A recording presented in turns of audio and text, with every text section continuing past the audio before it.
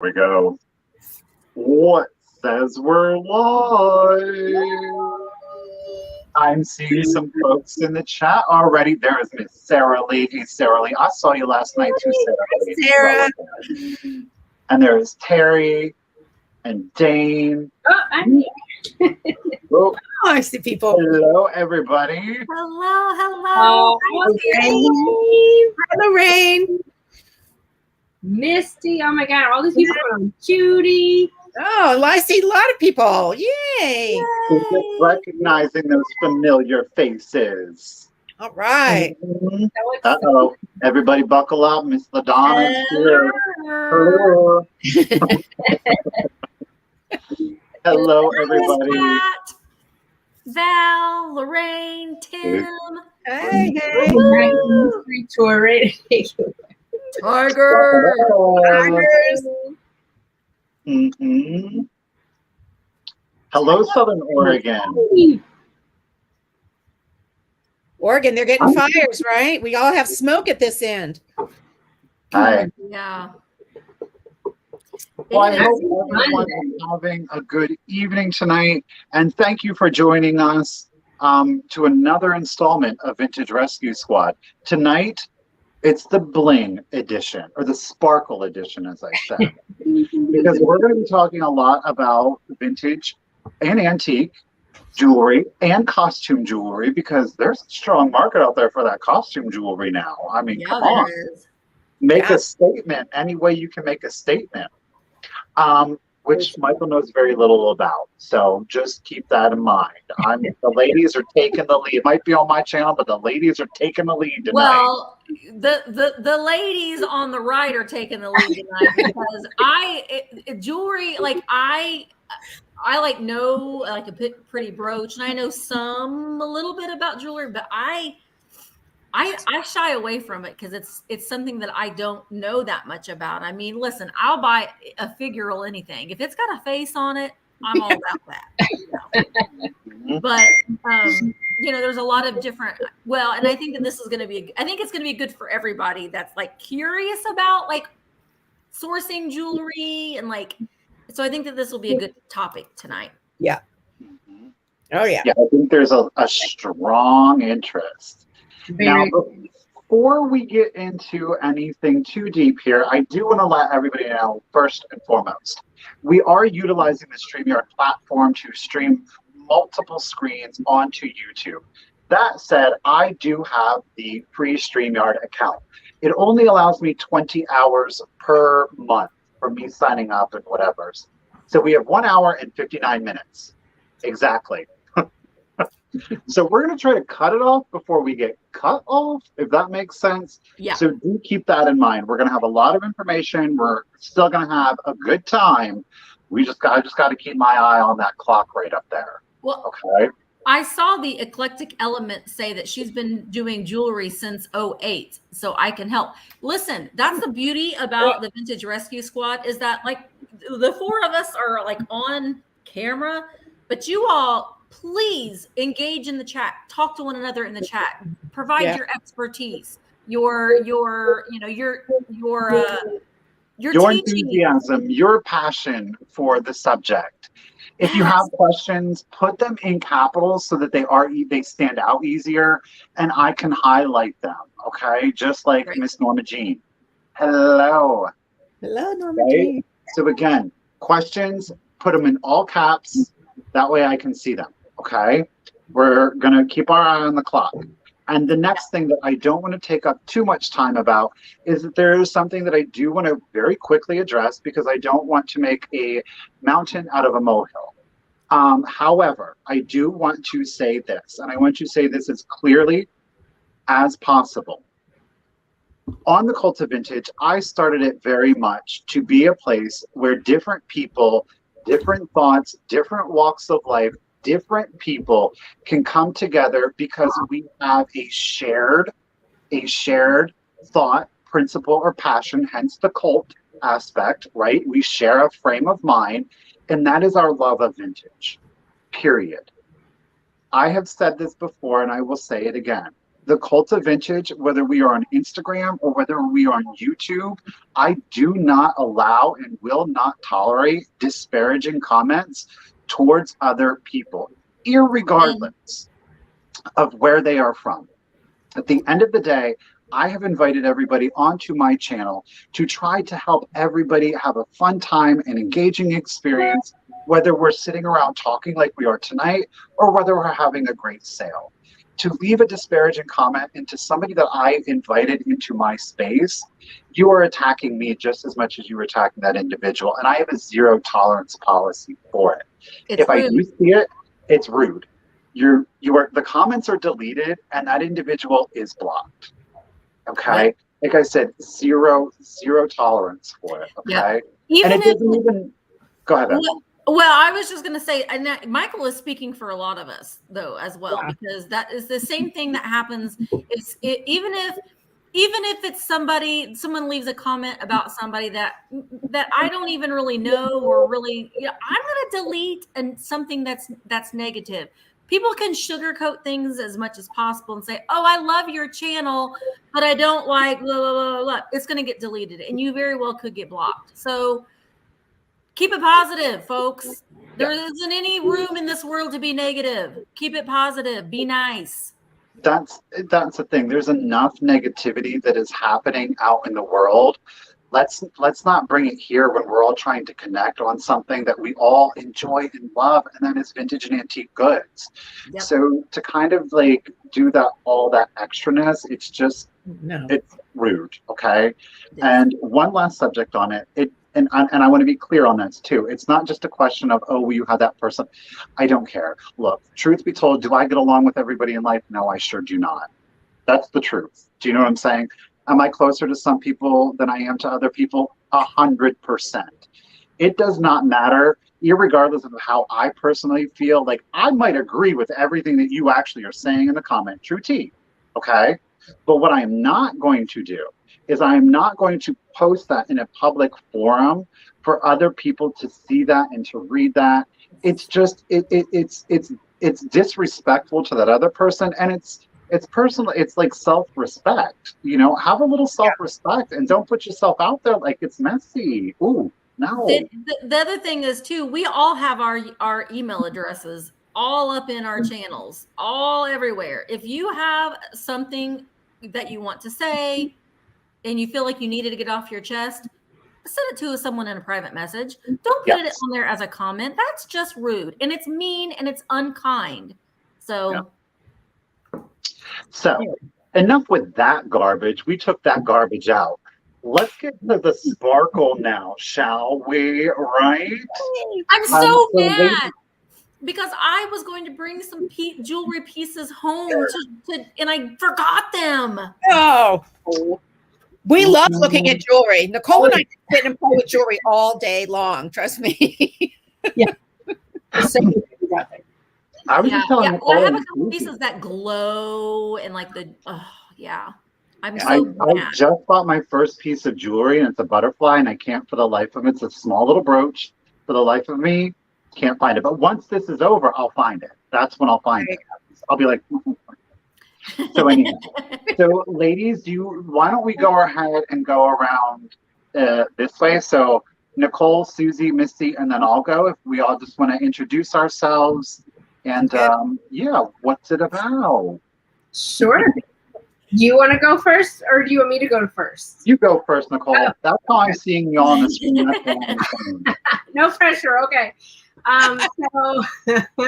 So my name is Nicole. I am in New York. I have 2 pages. So as you see here, there you go. This and That Vintage Frills focuses on vintage jewelry and accessories. And then, oh my God, this is so confusing. This and That Vintage Decor focuses on vintage housewares. What else can I say? I got into this during COVID. I know a lot of people kind of transitioned from careers. I'll go into that more later, but just as a little start point. What else? What else can I say? You're primarily on Instagram, correct? Or you are on I am Instagram? only on Instagram. I do have a Facebook page for the decor, but I don't have anything on YouTube yet. So this is all new to me. Oh, and trust me, I'm like looking back the bottles that are on your mantle. I'm like, Oh yeah, I got a lot of stuff. I'm peeky peeking and then all that stuff behind you. So I this know, is Nicole's first time on YouTube, guys. We got to make her feel welcome. Yes. I transformed my basement kind of into my studio, so it's lots of goodies. Love There you it. go. Yes. And Susie Lady, what about you? Yeah. Maven?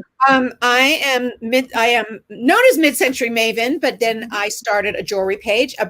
Nicole and I started our pages at the same time. We kind of both had the same thought in mind, and so we started it. And I actually met Nicole. She was a customer of mine when I was selling, and she bought my best of my best stuff. I knew that she had good taste. There you go. Yeah. And when she decided to be a seller, I was the first one that grabbed her. Gotta come sell with me. So that's kind of how we met. That was last year, almost a year ago. It seems like, yeah, getting close to almost a year. Yeah. But Flies, isn't it? It's crazy how fast it goes. I know. But I've been collecting jewelry. Kind of forever, it seems like, because I would go with my mom thrifting and we would go junking back in the 70s. So we would focus a lot on jewelry and stuff. So I've kind of been hoarding it since then. And then my mom passed away. I got her jewelry, and I mainly collect costume jewelry. So that's my main game here. And I didn't start selling until 2010. So 2010 is when I really started selling jewelry and mid-century housewares. Now, where did you initially start selling, on Instagram? Or No, I had a booth when I lived in North Carolina. I had a booth at a brand new shop that opened. I was one of the first booths in there. And I had a jewelry case, and then I had my mid-century stuff, and I've had a booth ever since. So I'm actually thinking of closing it though, because I'm doing so well online that, it's a lot of overhead to have the booth, a lot of extra overhead. So that is something that is coming up that I really need to make that decision. But yeah, so I love jewelry. I have thousands and thousands of pieces. People that know me know I'm a jewelry hoarder. So I have to sell. I'm retired. Now's the time. hey, at least it's small. I mean, you can contain it Right. relatively easy. I can pack it in a RV, and we can go across country selling it. So Dude, pop open the Remember bag. they used- You got, well, I yeah, got they the used to bling have for those you. guys that would wear the trench coats. You Oh, could and they open up? like a flasher. exactly. Like you totally need need like one of the those. jewelry flasher, Yeah. So yeah, that's pretty much my story. And now Nicole and I, I'm speaking for Nicole too, but I think we both really love the jewelry. It's If we could pick one, I think it might be the jewelry that we sell. Yeah. Yeah. Oh, I'm going to hold that question. Misty, how about you? I mean, how about you? How Well, about ya? I am not a minimalist in many things, but I like, as far as jewelry that I own and jewelry that I wear, I don't own a lot. My like scale of, I like crafted jewelry. Like I like jewelry that's been made by somebody. I like repurposed pieces of jewelry and those sorts of things. But my mother has an incredible amount of jewelry, both costume and non-costume jewelry. And it's mind-boggling. In fact, when she moved recently, well, about a year, almost 2 years ago, moved to Florida. And she gave me a big container full of jewelry. And it's a lot of, it's a lot of like Chico's, which is, gosh, expensive as, oh my gosh. I was looking at some of the price tags because a lot of them still have the price tags on it. And I was like, for real? Really? Okay. So I have got this big thing of jewelry, and I don't know what to do with it. So I'm anxious to hear, like, you guys have jewelry sale. I mean, do you do like a dedicated jewelry sales, or We do every Monday. do you intermingle it in with your decor sales, or do you do No, we came up with an idea to do a jewelry show, name it, and make it an actual show. So every Monday night, we're opposite this show. So we're you and I, this show and our show is on at the same time, and we do it on our jewelry page, obviously, and then we have fun with it. We do trivia. We have guests come on that are, maybe they sell jewelry or they make jewelry. But it's basically a jewelry show to sell jewelry on the Monday night. And we will go late into the night. We get so involved. It's like we had like 6-hour sales before. What do you know, Michelle? You in there? Do you know Michelle Comfy Cozy Living? We sure do. She will hang in there for a 6-hour sale, y'all. Yes, she will. She'll be right there with y'all. Sometimes Instagram can be like a time warp. Like you get on, and you're like, oh, we're just gonna do a 2-hour show, and then like 6 hours later, you're like, holy God, where did time go? So right, yeah. Oh yeah, I would agree. And sometimes it's the company too. It's like you're with company that you're hanging out, but you just so happen to be having a sale. Yeah, especially those. I don't have I don't want to say I have the luxury, but I have my sale smack dab in the middle of a Wednesday, and so I don't really, I'm like, because I got, but if you're having them at night, you kind of like, sitting out, you kind of hanging out with your friends, and I don't know. Yeah. Now, are the ladies, are the jewelry sales part of the hashtag ISN After Dark, or do we? Oh, they are. Dark. Yes, we are. We go way after dark. Oh yes, of course. Our jewelry shows are very, it gets kind of serious at the end, towards the end, because it's almost like a personal shopper. We're sitting there and they're saying, "Do you have any yellow necklaces that would go with the dress that has, frills here?" And then we'll I love that. So it's more tailored to who's there. We don't just hold up an item and say, okay, this is $10. We actually pan everything and show what we have and let them pick what they want us to show. Yeah. So it's catered more, it's a lot more personalized. Yeah. Wow. That sounds very involved. I certainly see why you would be there for 6 hours then. Yeah, it's a lot. You look at one person, like that one, that one, that one, that one, that one, that one. You're like, okay. Yeah. And jewelry, I feel like it's, when we first started showing jewelry, it's much more entailed when you're showing it. Like, you flip the camera, and because you really want to show everybody the details, right? If you're showing a piece of jewelry, you want to see it up close. You want to see all the intricacy of it and the shine. Right. Yeah. And I see the question, H.M. Parker, about finding maker's marks if you can't find anything on it.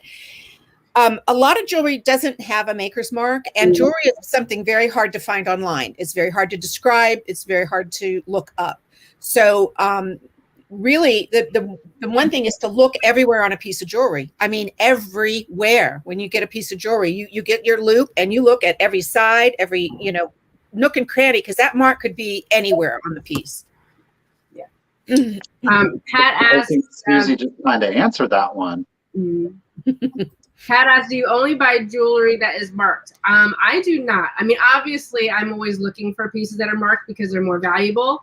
And for collectors out there, they always are looking for specifics like Trifari or other, marked pieces. But I really, if I like a piece and it's not marked and it speaks to me, then I'll buy it. I mean, it's no different. It isn't any different than buying a piece of vintage art glass or a little tchotchke figurine. And something that speaks to you, you buy it, you feel it in your gut, you feel like you can rehome it. Right. Then it's very, very similar. Yeah. So you ladies, then when you're looking at a piece of jewelry and it doesn't have a maker's mark, okay, are you then, because I'm gonna take what Misty was saying maybe a step further. Do you, like with a piece of art glass, there are certain tells that you were looking for that would say, okay, this is probably a higher end piece. I might not know it's by, but these are my tells to say this is more of an artisan piece. This is a higher quality piece. And then do you, when you're looking at, let's say the price, let's say that it's carrying a heavier price tag, something maybe that you would not normally buy, but it's got all of those tells. Are you buying on that intrinsic, like the aesthetic value, and you're like, yeah, this is a good piece, but the look, look of this is really going to be what sells it. How do you guys? Yeah, Nicole. How do you go about that? Oh, sure. I think it really the more you do it, the more jewelry you buy, the more shops you go into, the more pieces that are stamped and that you see, you kind of start getting an eye for it. And even if it doesn't have a stamp, you can look at the back and how the like back of a brooch is made, or the clasp, and it all kind of comes together and gives you a sense of how valuable the piece is, even if it's not stamped.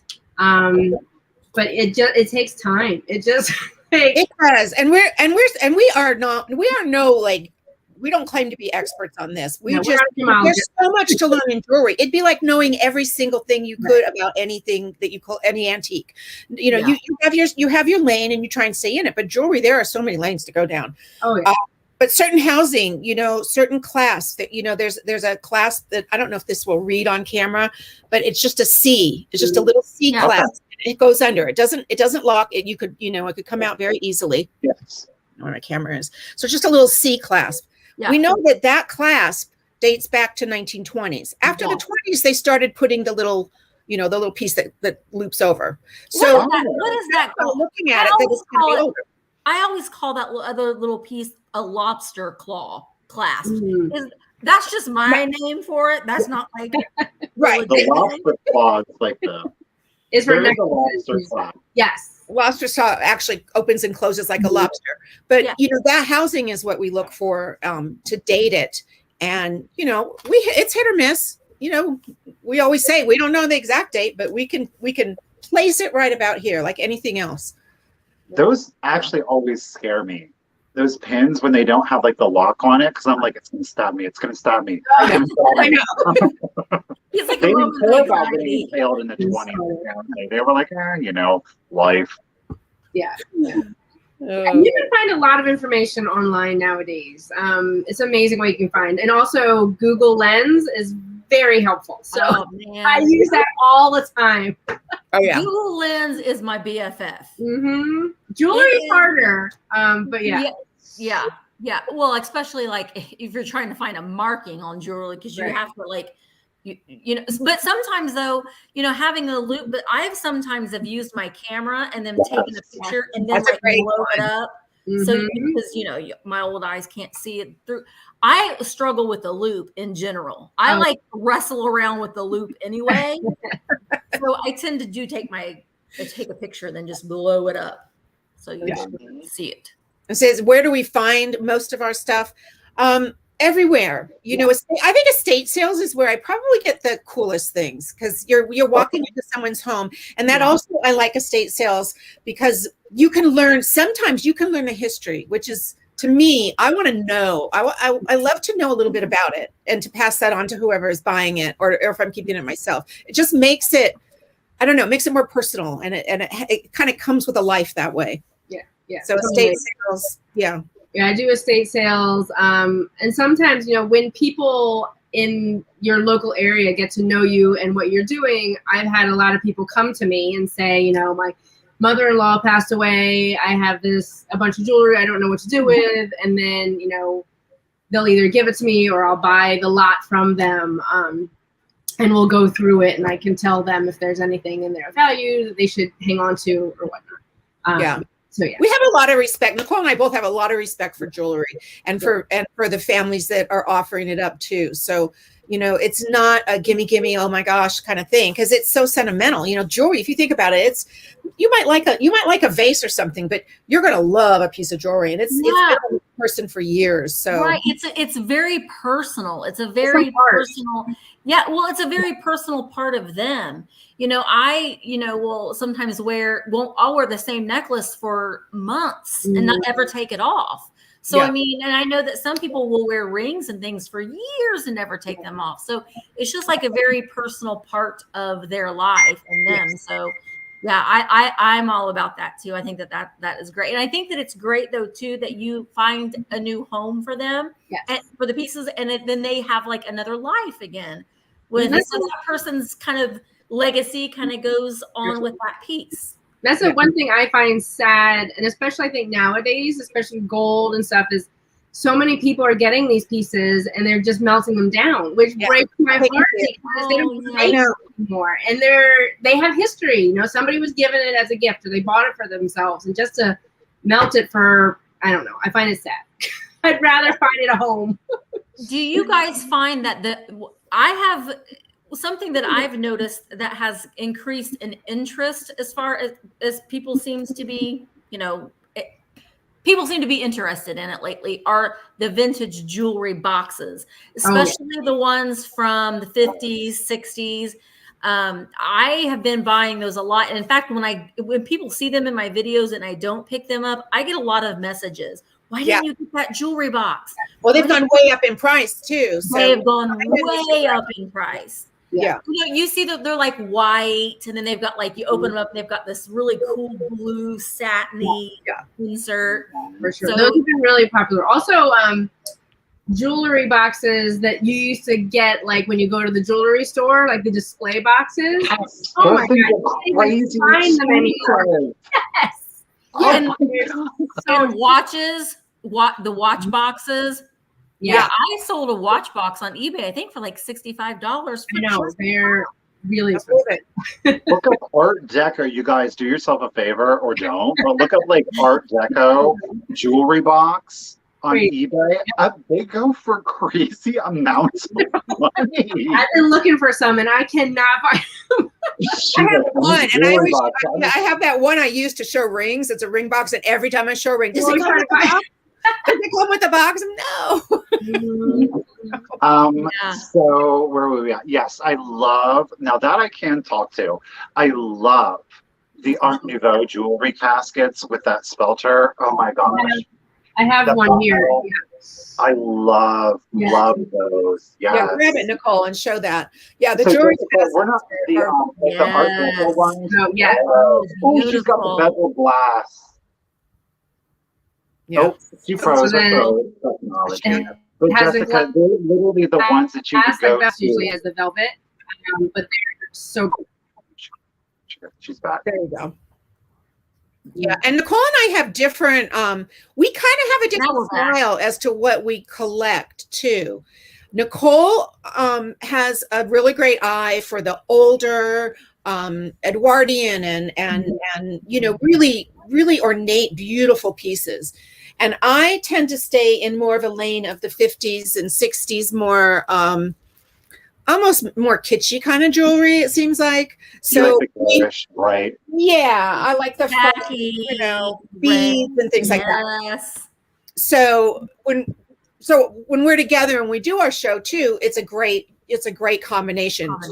And I like that with any show that you do. Yes. You know, I tend to kind of, if I'm doing a show with someone that's doing kitsch, I'll throw some kitsch in there, but I still want to stay in my lane because it's nice to have the variety. So, you know, as sellers, as selling partners, it's good to have a difference and not try and be so much like each other. Yeah. Yeah. Right. Yeah.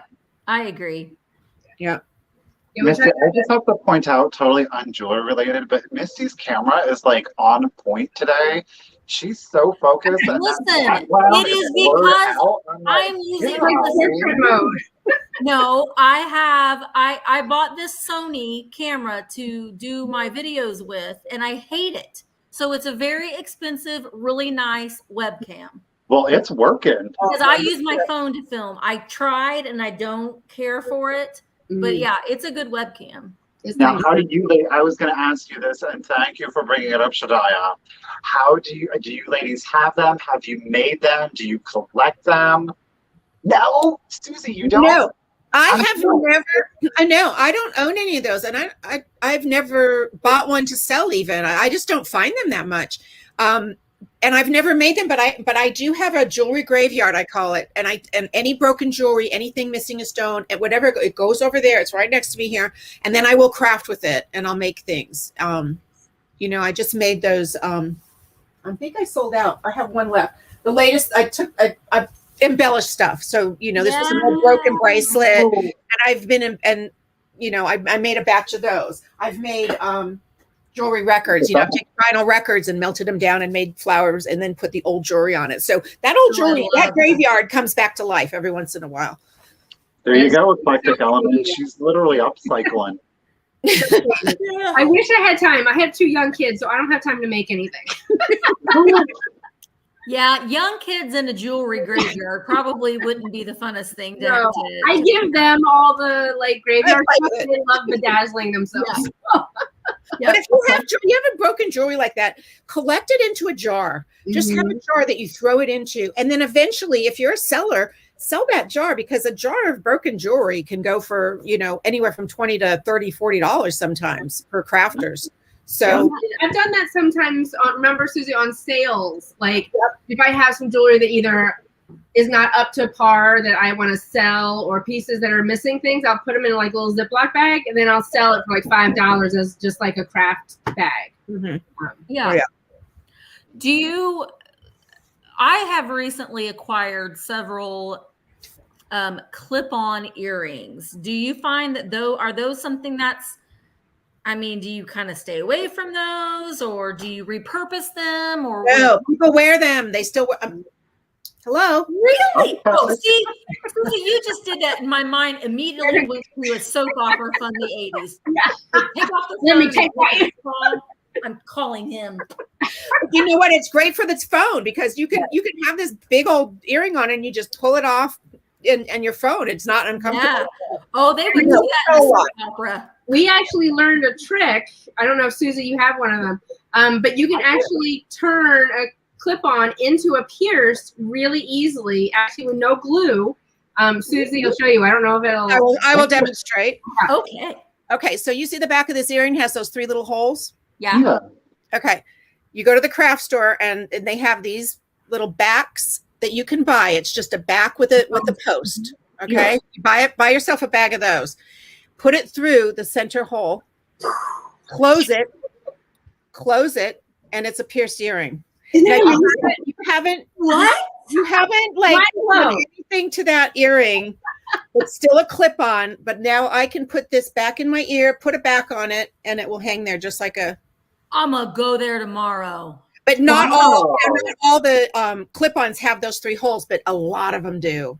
And you can't. Is that what they were made for, or is that just happenstance? What? Yeah. That's sorcery. And this is not made for that. This is to make jewelry out of, but you just put that in there, and that's a great way to turn it into a pierced earring. So we're selling more clip-ons. Darn. I think we have to start selling little bags of posts. I ordered some. I've just been including them in with the orders, Right? Oh, that's a really good idea. Yes. Y'all are here and learning stuff. Come on, Vintage Rescue Squad. What? Do you have you should show them the brooch trick, Nicole. Do you have a chain by chance? Yes. Oh, God. All the tricks. I'll get it. Hold on one second. Yeah, we've got lots of tricks. Look, I don't know if you believe it or not, but at once upon a time, because, back in the 90s, that was the thing. I was so pierced up. I cannot get my ears pierced again because my ears are nothing but scar tissue. Oh, no. You just feel, and they're like, well, I don't really want to pierce that. And I'm like, oh. Yeah. Well, we'll get you some clip-ons. Yeah, exactly. There you go. So the brooch trick is if you have a brooch, and it doesn't matter. Obviously, if it's like a bird and the pin goes this way, you have to do it as where the thing is. But anyway, so if you have a brooch, I'm just going to use a ribbon because I don't have a necklace handy. You put it through the back where the pin is, and then you can wear it as a necklace. So you can turn any brooch into a necklace. Now, really handy. Or you can wear it as a choker, get a piece of silk, which is really beautiful. Now, I've seen a lot of people wear brooches in their hair, and I love that idea. Yep. And on their masks. Yes, my granddaughter came over the other day, and she showed up, and she had a brooch on because she loves jewelry. She helps me package my jewelry sometimes. She had a brooch on her mask. I said, "You've taken after Granny." Yeah. Well, Daniel that day, he had that, and I was. Because that was the thing. Guys can take some more, maybe the understated jewelry, if that's the thing. If you want it blingy, keep it blingy. But, you can put it into your hat too. Some of the tie pins, and then they have like the breathing holes that you can use those two for too. Yeah. I've seen that also. Oh yeah. And brooches are really having a huge resurgence lately. I mean, they kind of died out for a while, and then they're coming back. And it's what I love about it. It is not just for women anymore. I mean, you see men wearing brooches on their lapels all the time, which I'm like, thank God. Like, Yeah. for some dazzling, yeah. But, Yeah, we don't like to mess jewelry up either. No, We like I'm a purist too. Like I'll leave a stain on a tablecloth because that's just that's its story. So Yeah. That is the function. I mean, it worked properly then. You know? Right. Yeah. Mhm. Bring back the brooch. So what is it that really got, I mean, is it just, it's always been an appreciation for like the things that kind of like sparkle? I mean, Suzzee, you were saying that you've done this with your mom and that's just kind of part of your history, like getting jewelry, or it was just something that happened organically for you ladies, or? Yeah, I think I told this story when I was on Katie's show. I said, when I was a little girl, I was maybe 10 years old, I would repair jewelry. I would untangle jewelry chains for a dime, and I'd go around the neighborhood, and I had my little kit with pins and stuff, and I started back then. And when I was playing with jewelry back then, that was my first independence. It was my first thing that I ever did. I was very young, and I felt very proud of myself.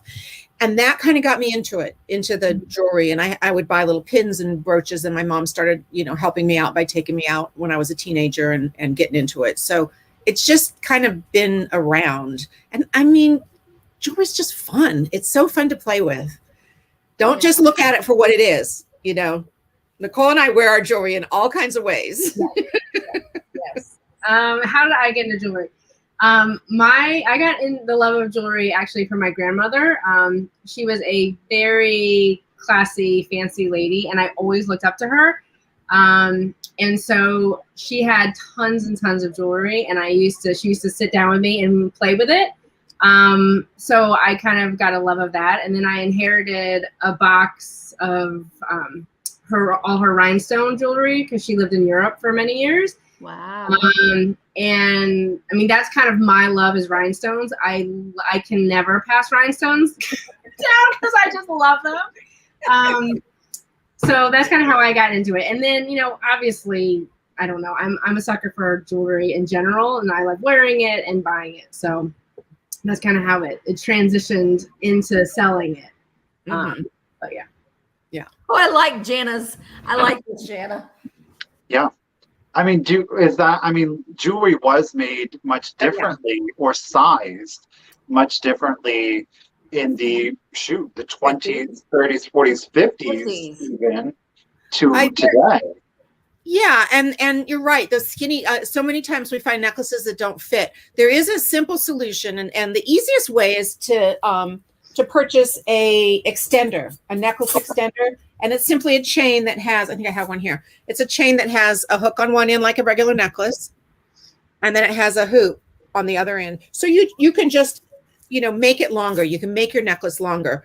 And the other thing is if you don't want to do that, or you're in a hurry, you can take a bracelet, because a bracelet has a hook at one end and a hoop at the other. And you can put that around the back and extend your necklace that way. So don't pass it up just because it's too small. Yeah. There's a ribbon. Like Nicole had the ribbon, Nicole had the ribbon, the entire ribbon from one end to the other.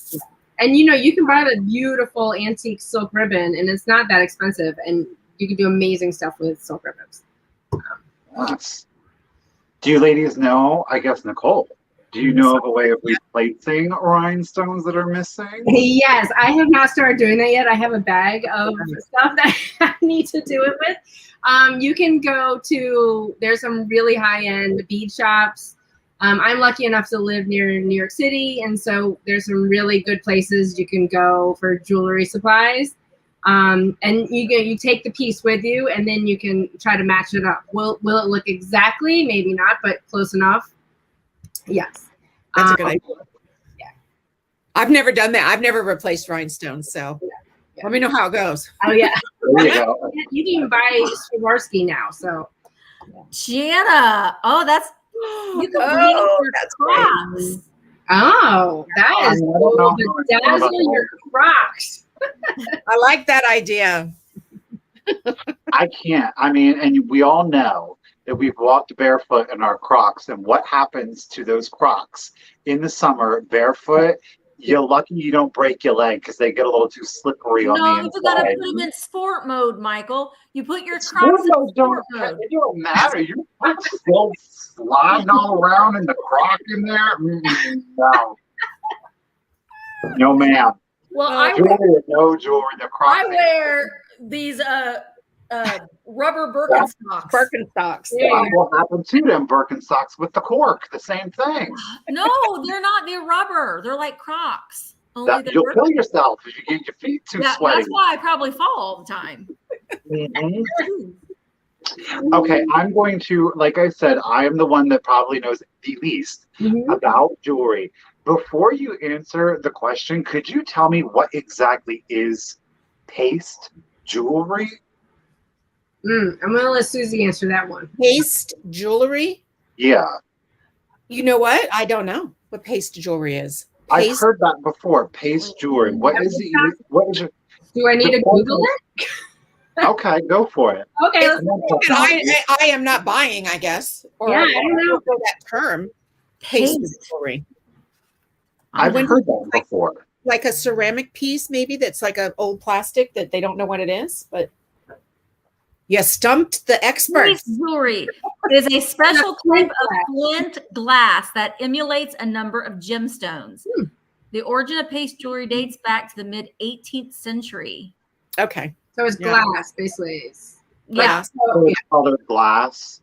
colored I can glass. answer how I clean rhinestones, which is I guess somewhat similar to paste, especially the Austrian glass ones.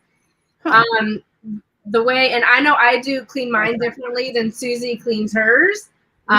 So I soak it in really hot water, and then I use a baby toothbrush and like Dove dish soap, and I scrub it.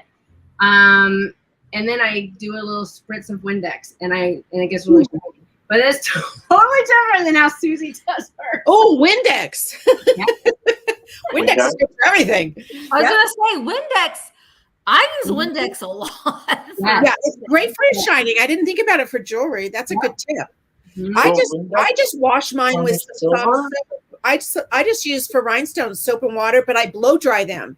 And that's my secret because they will rust if they don't get really dry. And I turn them upside down so that water's not sitting in the back of them and let them dry really well. But the Windex might, it's got some alcohol in it. That might help them to dry too. Yeah.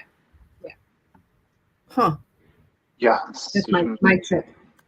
Okay, so they're like, don't soak the paste because it will discolor and loosen the backing. Yeah. Yes. I do have a bit of jewelry that I don't wear anymore. This is my jewelry, is this black string that Misty Pate gave me as a friendship bracelet. I've had this thing on Off yet. for months. Months. When it falls off, his wish is supposed to come true. It's not. Months. Oh, is that right? Yeah. I like that. I mean, this bad boy it's been on here for months. The only other one I have it's an Art Deco. It's a silver ring that it was a cemented backing, and that's what happened. It got too wet. It's like 100 years old, and it deteriorated that backing, and out came the some. I have it. I just have to get it repaired. Yeah. That's the only jewelry that I wear.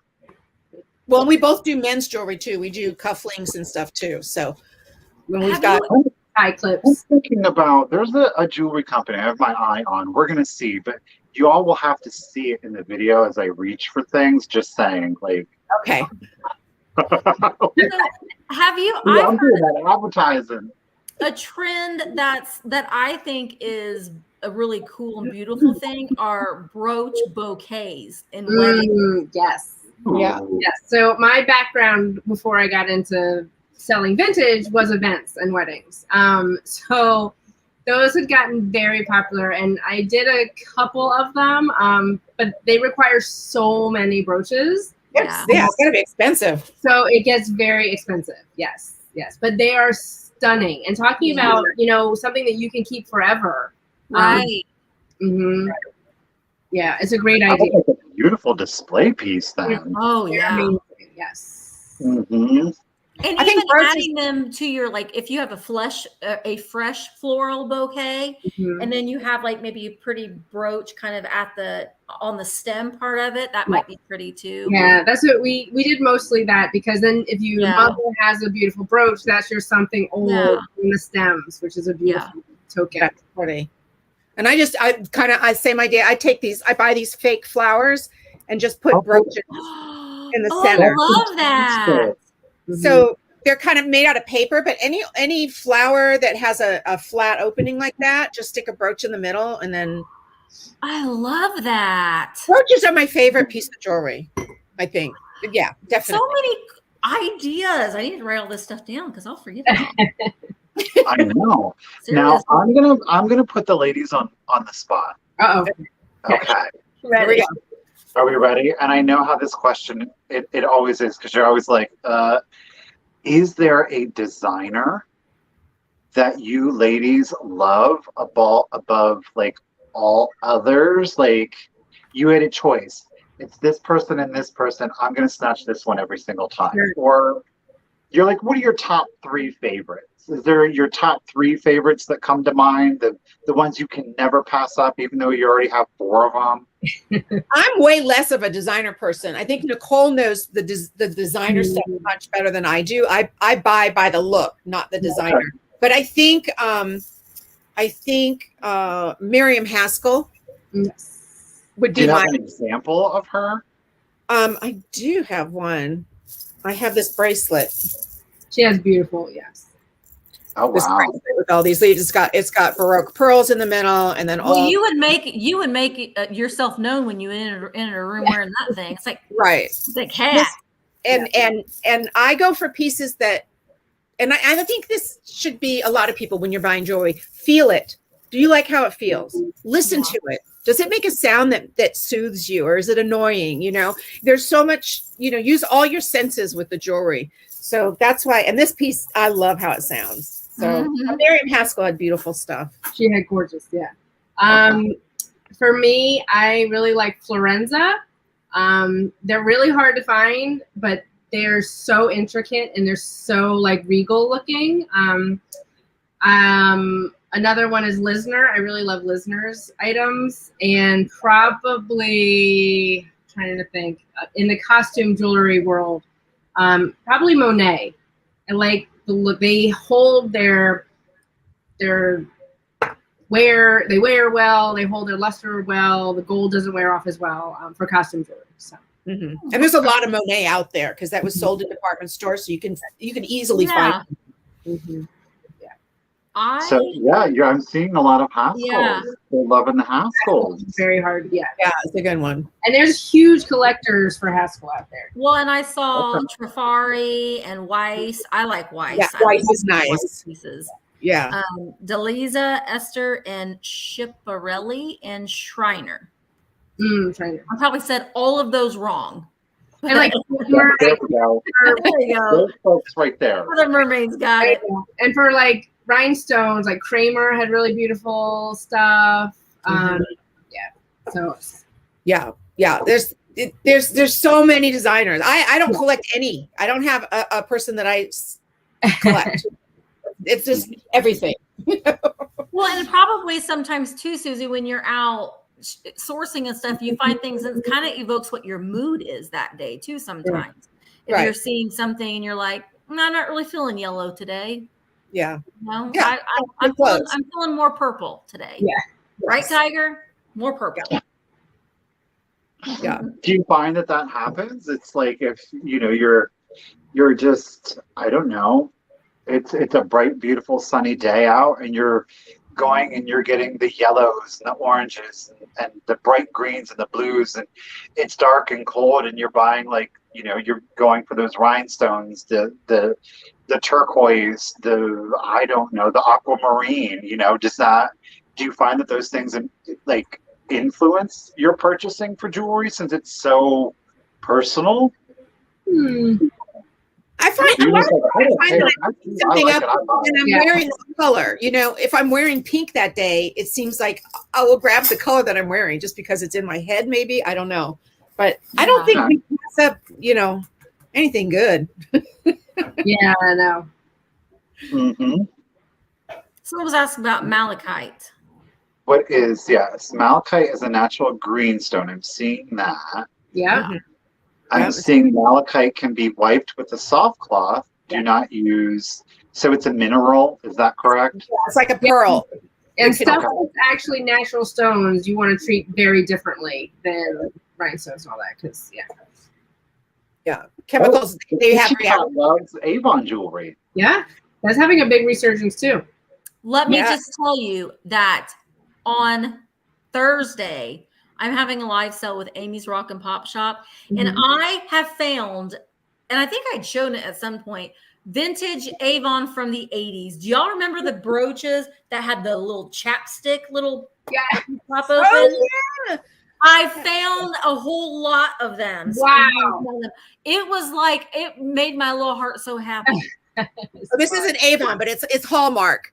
But that kind, that plastic little, you know. Yes, kitchen I jewelry. love Yes. those. Yeah, yeah. This one happens to be Hallmark, but I know what you're talking about. And they open up and oh yeah, yummy little thing. Well, and I think though, you know, a lot of, if you were a child of the 80s, you know, like I am, and you had all those things, and now we're at a point where we're kind of buying back some of our childhood. So I think that those kind of little fun little brooches and pins of like, oh, there was like a parrot or a, you know, shamrock or a turkey or whatever. Those just kind of, I don't know, they're just kind of a personal little memory that you can. Oh, we're even getting Miss Joan Rivers up in the conversation I already. love Joan Rivers. Love Joan Rivers stuff. I have a few pieces of hers, and if I find it, I usually will keep hers just because I liked her as a person and a comedian Me and everything. too. Yeah, she had. Is there any stuff that you guys like stray away from, or you're just like equal opportunity across the board? It don't matter if it's pretty and you're digging it, you're gonna go for it, As or far as designer or just types of jewelry? just types? Oh, China, made in China. yeah. Yeah, it really just has to speak to, I mean, I'll buy really anything. I don't really do a lot of like, no, I think I really do everything. I was trying to think, like, is there something that I don't do? No. Oh my gosh, Susan, I remember that. The wishbone, the gold wishbone. The little pearl on it. Yeah, Yep. I have that. Well, yeah, Iris Alper in New York. She's a like a socialite. I guess she was married to a very wealthy man, or I don't know her whole backstory, but look her up online. She's the older woman in her 90s that wears the big glasses. I did a documentary on her not too long ago. Yeah, I used to have a picture of her here because she's Wasn't she sort of like the lady that they did on The Incredibles? Yes. Yes, kind of looks like that. Oh, Edna. And she can wear Edna. jewelry. Oh, she can wear Oh, jewelry. Edna, what? Yeah. Yeah. Is she like giant pearls, like giant pearl Yeah, she necklaces? Bracelets and to her bracelets? elbows. Okay. Yeah. She's amazing. Oh, now Yeah. I remember those. Yes, The plastic Oh, ones yes, with, a lot of like, clip-ons. the whistles and those. Oh my gosh. And they had bells. Like almost like I'm wearing tonight. I have some little, charms. Yes. Yeah, they were plastic, and you hung all They were on a chain. Oh my gosh, those. Talk about making an entrance with the room. You wear that sucker, and you're like, Yes. chilling. You could trade the little charms. Or, yeah. Oh, I wish I still had mine. Yeah. those things are expensive. Yeah. Yeah, Well, They're it's because expensive. the people that are our age now are wanting to buy these things back, and they have a little bit more of an expendable income, and so they're buying back things that make them happy from their childhood. Yeah. I love enamel. I love love enamel. I It's have a also- huge collection. That That's is my something I can favorite. collect. There's a piece of enamel, Yeah. copper Oh, wow. enamel, and they make the ashtrays and little dishes out of copper enamel, and when you find the jewelry, it's just like such a great. I Great love surprise. enamel jewelry. And the enamel flowers are really popular. People always They go are back. very popular right now. Yeah. Yeah. Yeah. We can't Floral keep up. brooches Yeah, in if we general. put them up, they sell. And you know who's buying the enamel flowers? The men. It's good for your lapel. The guys are Yeah. buying them. Is that Why? right, Nicole? The guys are buying them. They're the ones that are buying these enamel flowers, and they love them on the lapel. They do feel a little more masculine, I think. Yeah.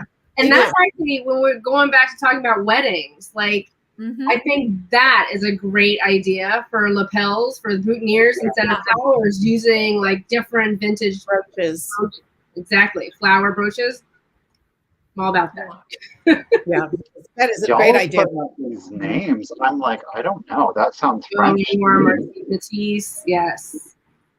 Yeah, you guys know your jewelry out there. Yeah. Oh, they do. Let me tell you, the people that watch a Vintage Rescue Squad in general are a plethora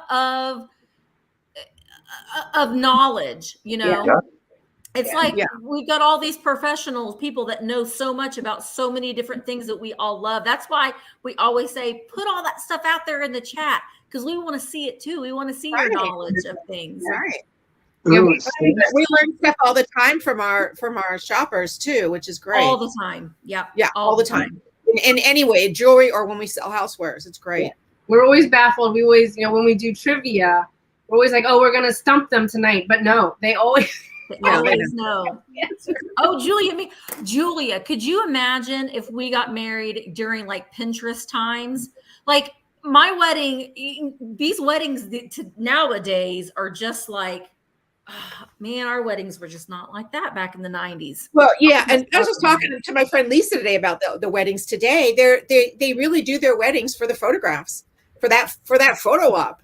So they're beautiful. They're gorgeous. See, I was with my wedding. I wanted to go. I didn't really care about having a big reception because I wanted to go on a trip. So we didn't like have the DJ. We didn't have a big party. I wanted to go on a trip, on a vacation. Way more fun. So it's like you waste a lot of money on a wedding if you think about it. Yes. Was it what style or color is the most popular? So I have found, and Susie might have, her customers might be different, but I found that bows, anything with a bow, brooch, bow, earrings with bows are hot right now. And tassels. Yes, tassels. And tassels are hot. So pale pastel colors are like everyone wants like pastel. kawaii pastel colors. Do you know what anything that like is? baby blue, pale pink, pale yellow. Yeah. Kind of 80s. Girly. 80 pastel. Yeah. Mm-hmm. Yeah. Do you find that you're starting to see now, because, and this is something that we've talked about before on Vintage Rescue Squad, do you ladies see like a wide age range in your customer base? Are you starting to see younger ones come in, or what do you think about that? Well, I think the young ones are buying the older jewelry, which is, is interesting. We're selling all this vintage jewelry, clip-on earrings and stuff to younger people, but we have a range. It goes from one into the other with our customers for jewelry. For sure.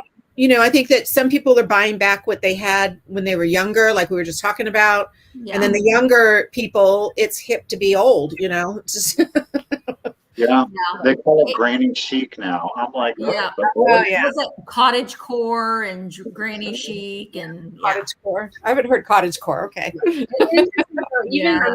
Even teens now, like no one's buying new clothes anymore. They all want to go into the vintage shops. They want to go to the thrift stores. And, which is really cool. And when I was a teen and we were shopping, my mom, we would go over to the mall and we'd look around at all the cool little, boutiques. And then we'd go over to the thrift stores and find something that didn't cost that much. It wasn't a money thing. It was more the thrill of the hunt. And my mom said, if you see any of our neighbors, you hide. You hide.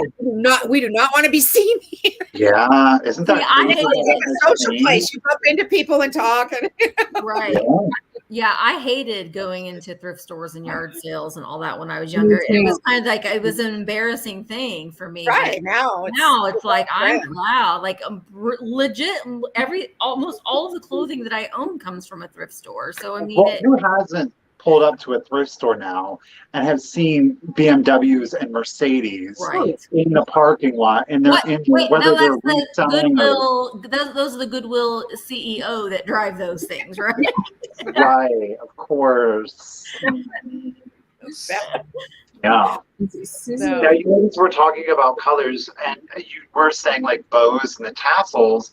Are you seeing any other like trends so far as like what your customers are really in demand and buying? Other than brooches, necklaces, like gold necklaces, even costume are always really popular.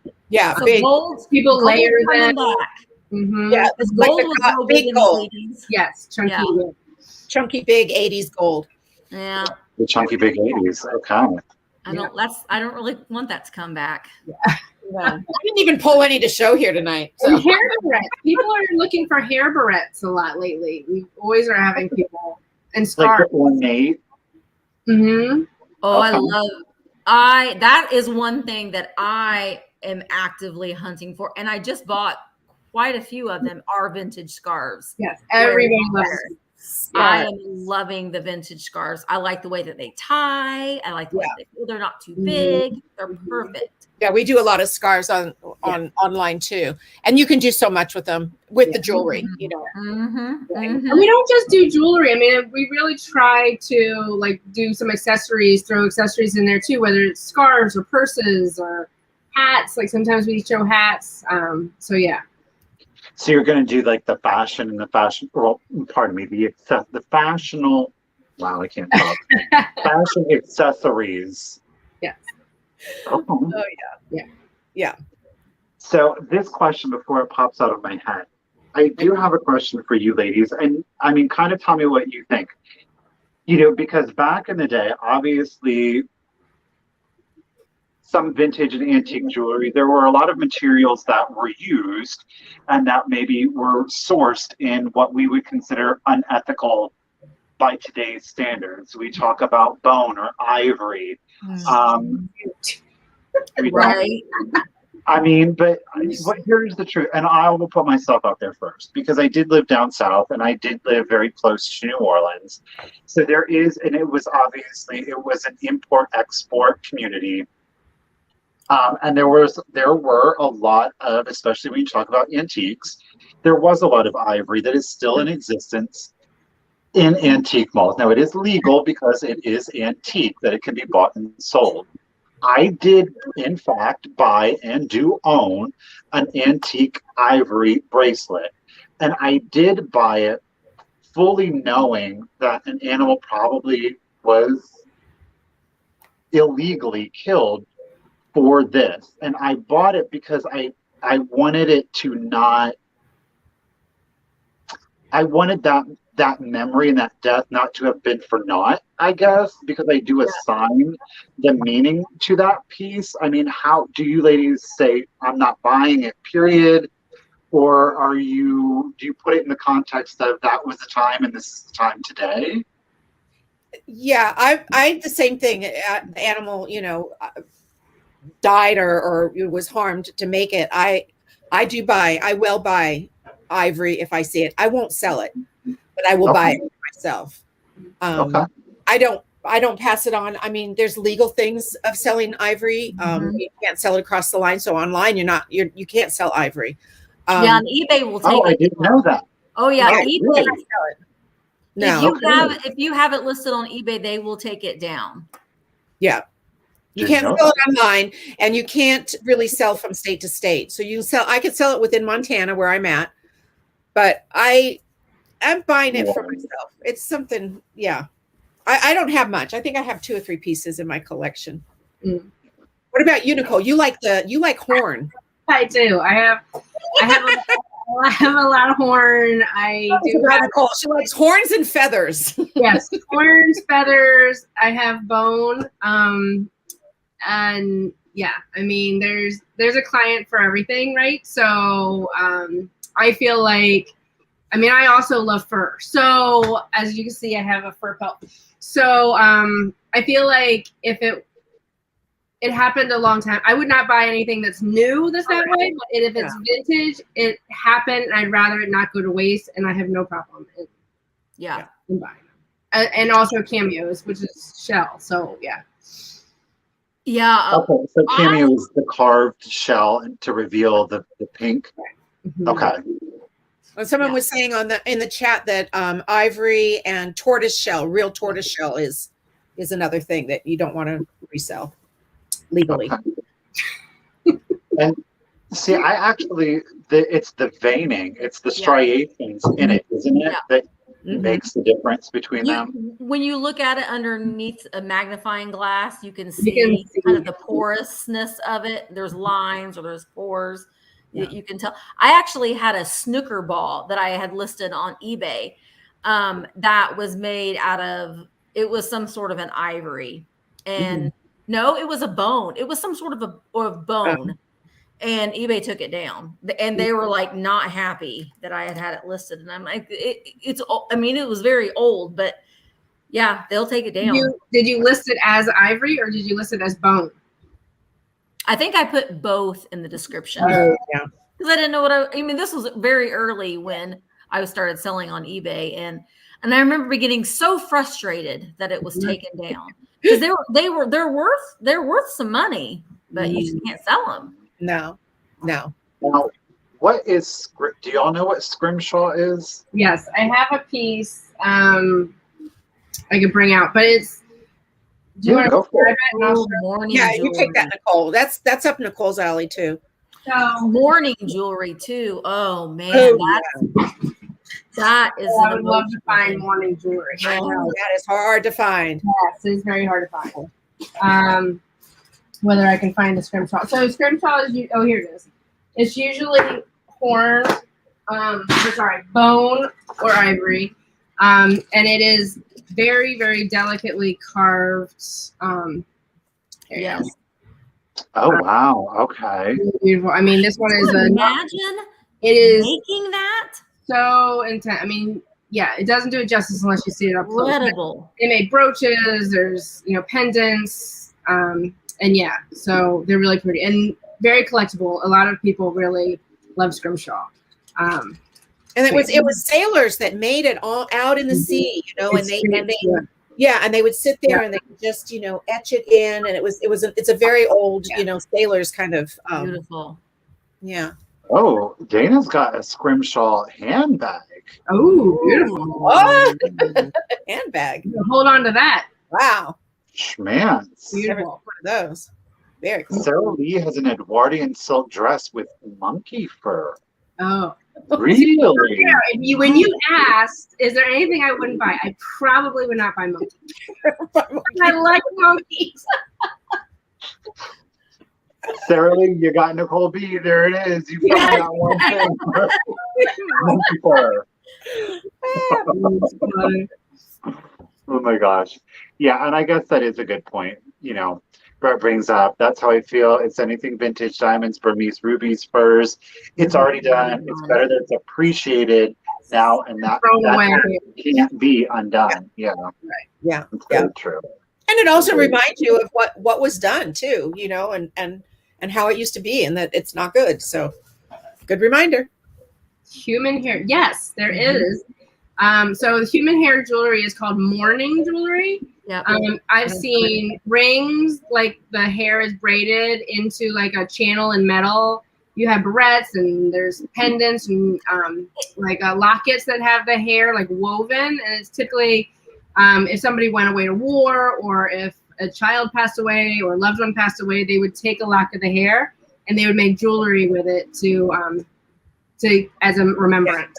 See, that's kind of a thing that I know that it sounds morbid, but to me, I think that would be a lovely thing to have. Totally.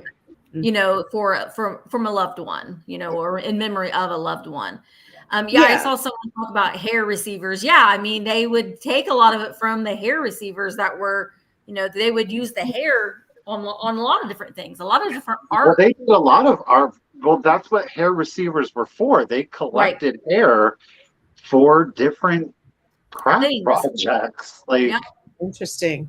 You can find art too. Like I went into this antique shop actually down in New Orleans, an amazing antique shop, and they had this framed piece, and it was like made with human hair and like beads and like bird. Like it was amazing.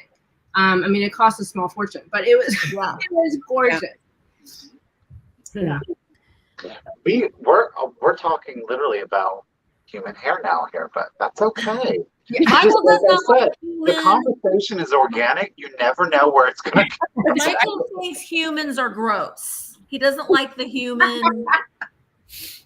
thing. Oh, I'll change subjects a little bit on the remembering of people. Susie and I, we show lockets sometimes, right? And a lot of times the lockets will have a picture of a person that was in there, and people were always asking, what do you do with the locket if it has a picture in it? And I personally feel like I can never take it out because I feel like it belongs to the piece. So I always say that you should put a picture on top of the other picture. Oh, there you go. But everyone has different opinions on that. So yeah, I love that idea. Now, my wedding ring, this is the second wedding ring because my first one, the diamond fell out of it and then we never replaced it. And I wanted a vintage piece of jewelry. So my wedding ring is a 1920s wedding set that we got from a pawn shop. Nice. And it's kind of like that same sort of thing though too, makes you wonder, I wish I knew. Of course, maybe I don't want to know because you never know. It could have been bad. It could have been a bad ending, Sure. That's how it wound up there. But I wish that you could see some what the past life of some of these pieces, what they were. But yeah. Knowing the history is always fun. That's why, as Susie said, getting them at estate sales where you can kind of get a sense of who the person was is always fun. Yeah. They're asking how we determine price of jewelry. She's got stuff from the 20s to the 70s.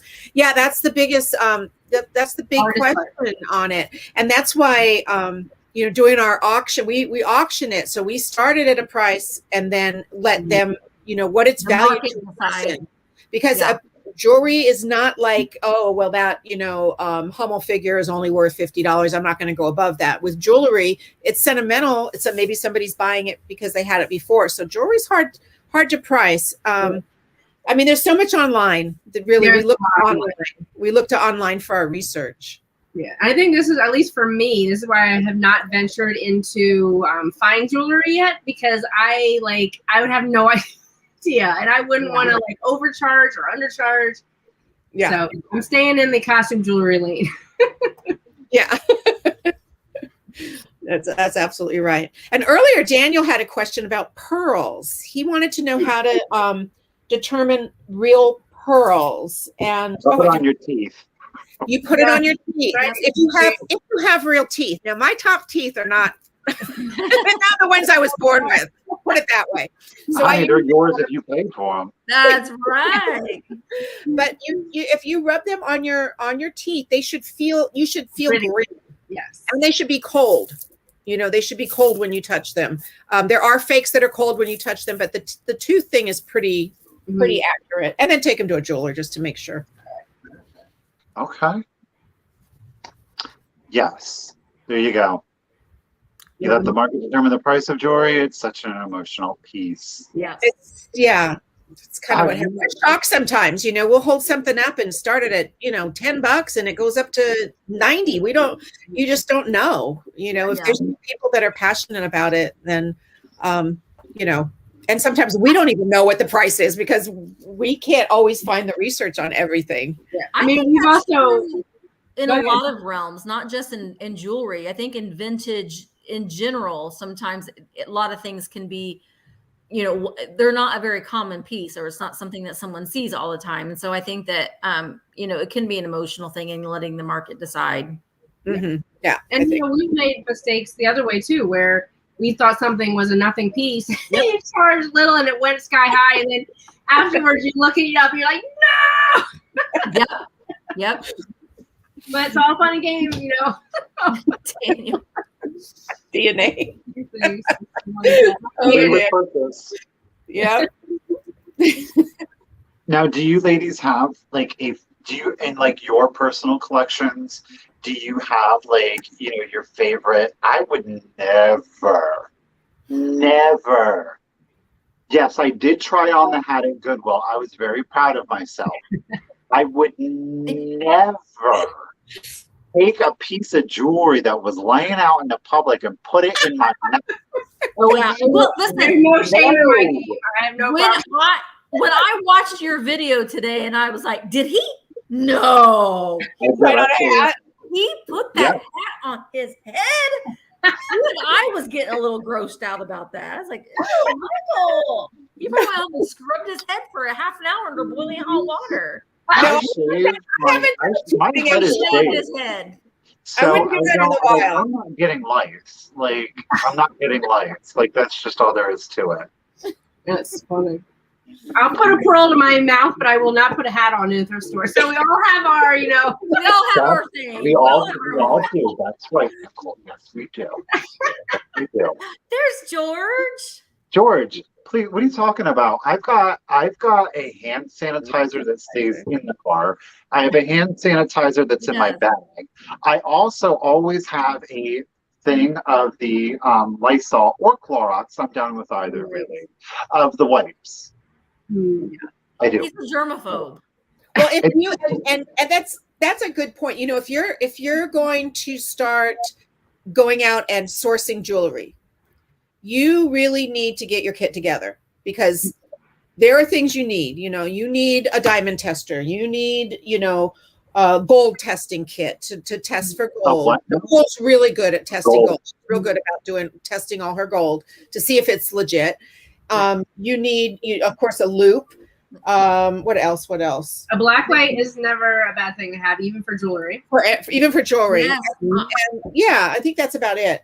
I'm selling a piece tomorrow that is amazing. It glows like it's lucite, and it my gosh, it's so pretty. Neat. It's so pretty. What about a ring sizer? If you're selling jewelry, that's probably a good thing to have too. Yeah, if you're a seller, you need a ring sizer. You can find all of those things on Amazon for really an inexpensive, and just keep a little kit in your car or something. Right. When I started out, I had a little vintage purse, a little box purse, and I had all my stuff in it, and I would take it, around with me just in case I needed it. But after a while, if you do this for a while, you start to spot it, though. You start to spot sterling silver. You start to, know where the markings are. So it just takes practice. Yeah. And it's funny, like, I think some people, like, I tell Susie all the time, she's like, oh, I don't get that. Like, I can tell if it's sterling silver by rubbing it. Like, if you rub it, and there's a very distinct smell to sterling silver. Yeah, I can smell it. I tried and tried.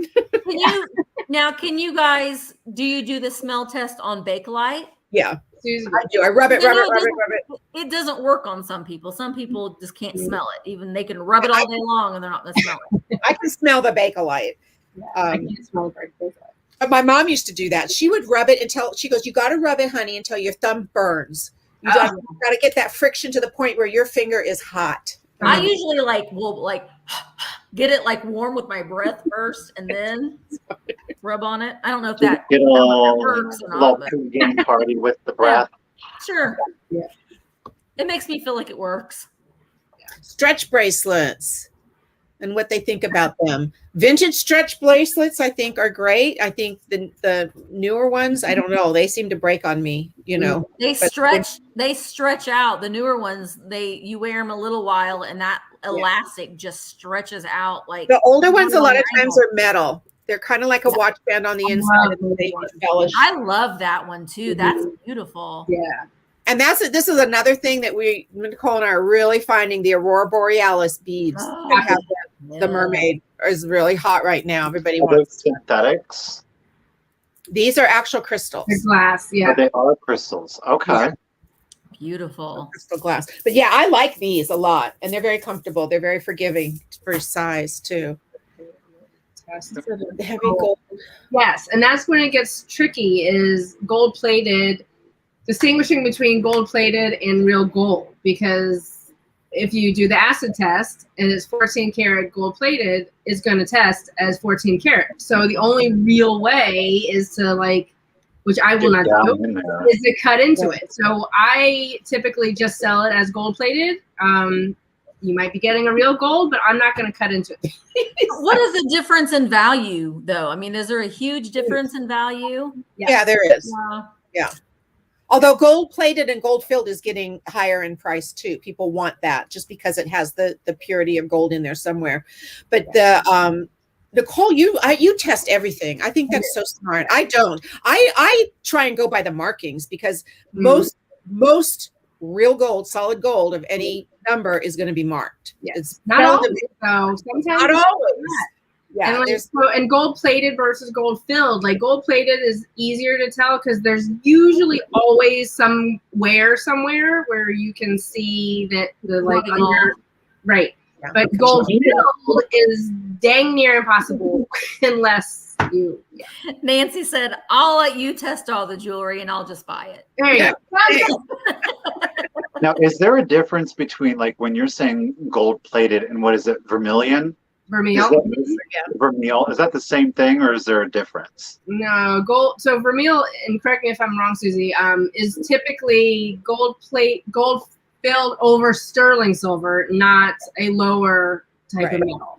Okay, so gold plated is over like a lower end metal.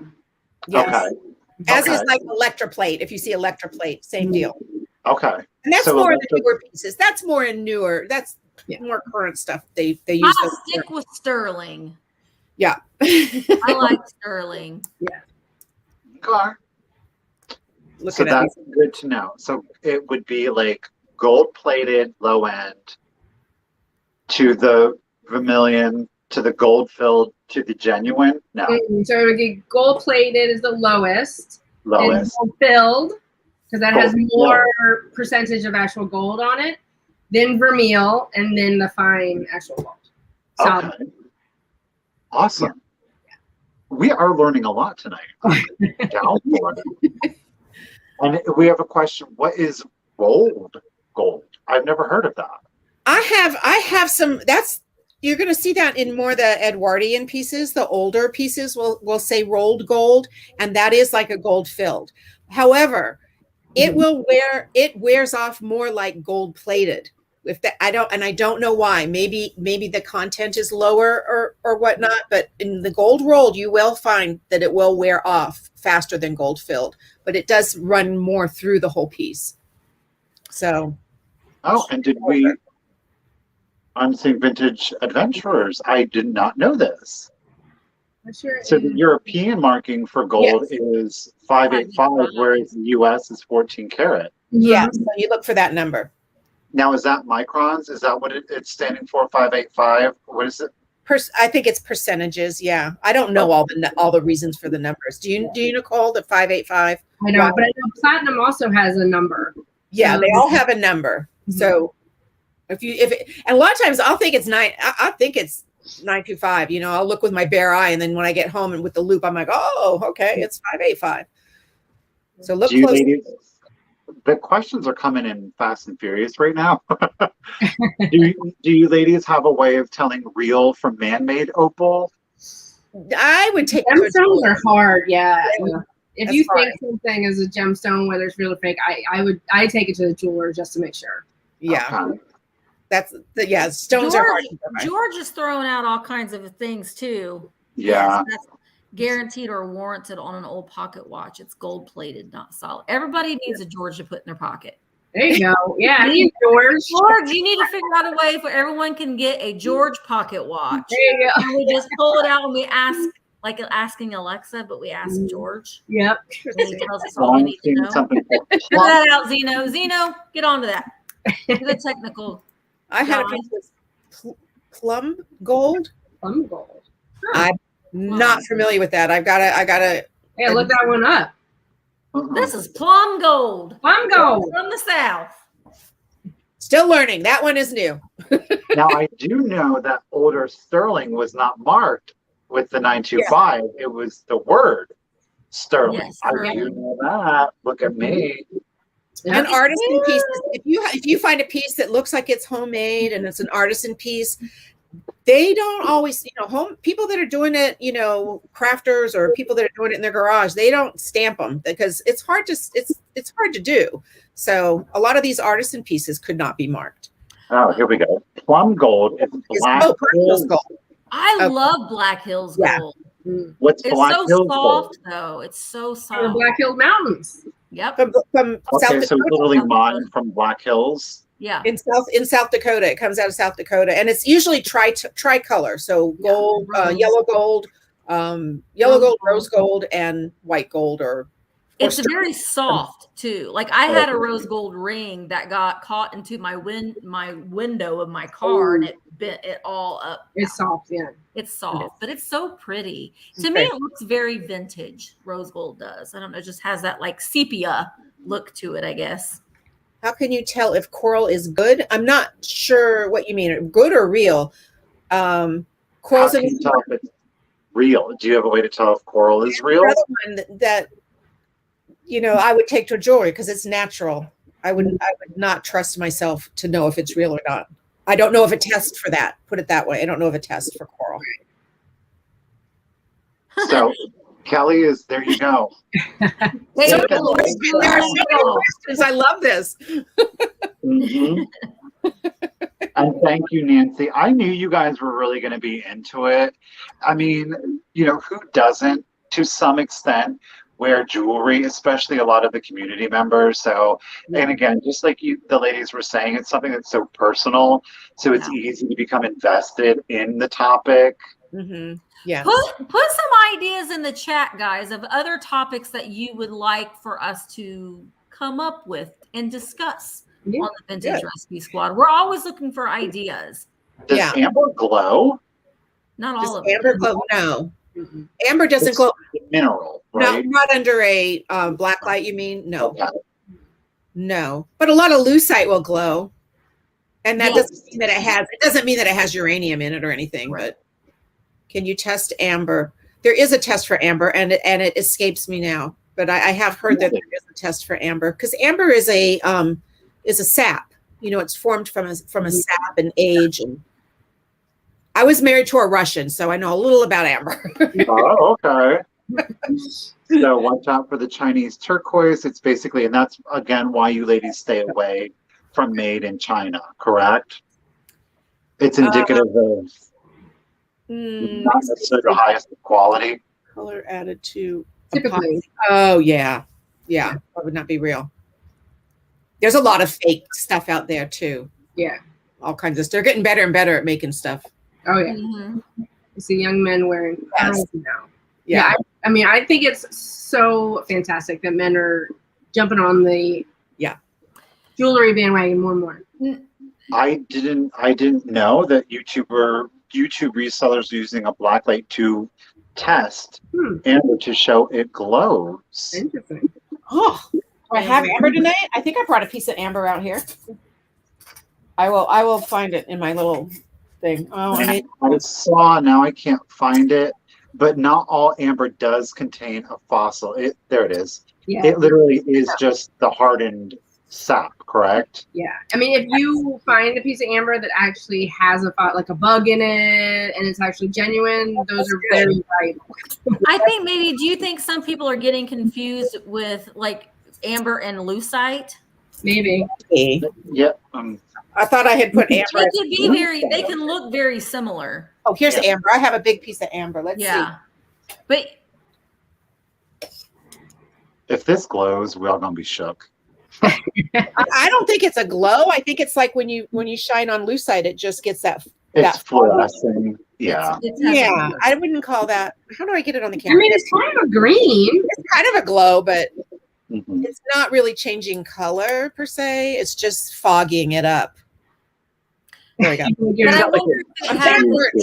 It might have some different veinings in it that might be glowing. I wouldn't call that really a glow, kind of. Yeah, but maybe that's it. And this one does have a critter in it. A critter. Critter. It's a bonus. Yeah. I don't know. State of Zen. I'm the one that put the title in, and knowing my spelling, if you're saying I didn't spell Sparkel correct, then I probably didn't. I mean, it's all right. We get the idea. Nicole proofreads my promos.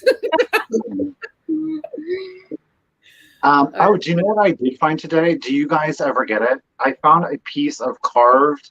It's a buckle. It's a men's belt buckle, but it's a piece of carved petrified wood. Oh, do you ever find? I've never. I mean, I have some, not jewelry, but I have trays I found from an estate sale. So yeah, whenever I find petrified wood, I grab it because I love petrified wood. Yeah.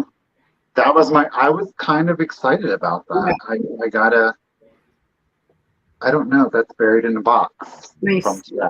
There's no getting it out right now.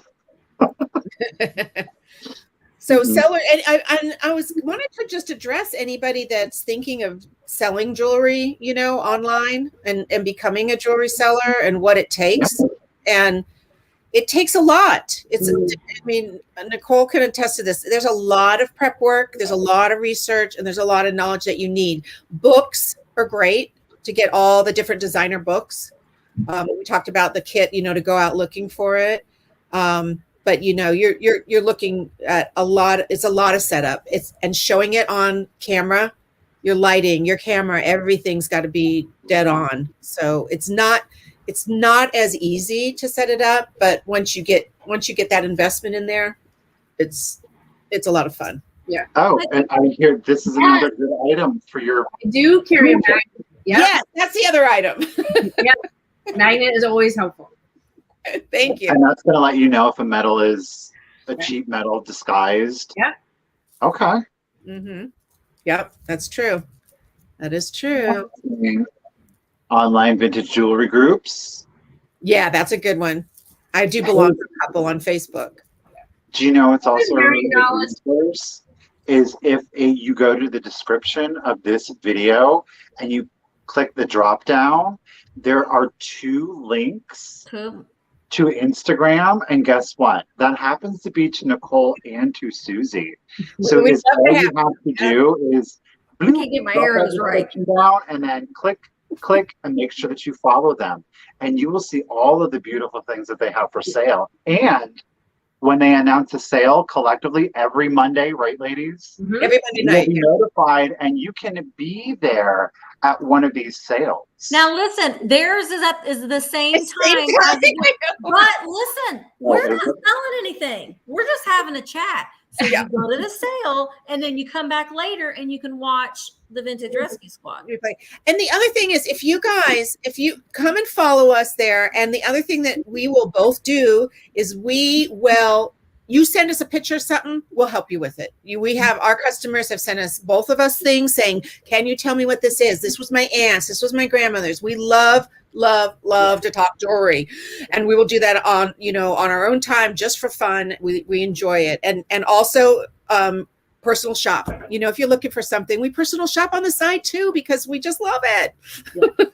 So we'll help you out with whatever you need. Any questions, do never hesitate to reach out to either one of us. George had a really good point about going to antiques shows and looking at the jewelry, or go to an antique mall. Yeah. Ask if you can, and they have a beautiful display of jewelry in a locked case, because a lot of times it's in a locked case. Ask if you can see it. Hold it in your hands, touch it, feel the weight of it. Look at the sparkle, look at the markings, kind of get it, feel it in your hands and experience it. And then you'll kind of have that in your pocket the next time. You'll have your own little George in your pocket. And you can, kind of remember the weight of things and the markings of things. So go to antique places to do a little bit of research, and you can actually physically see things right then and there. And that's a good way to price too. If you want to know what going prices are, that's a great way to price. For sure.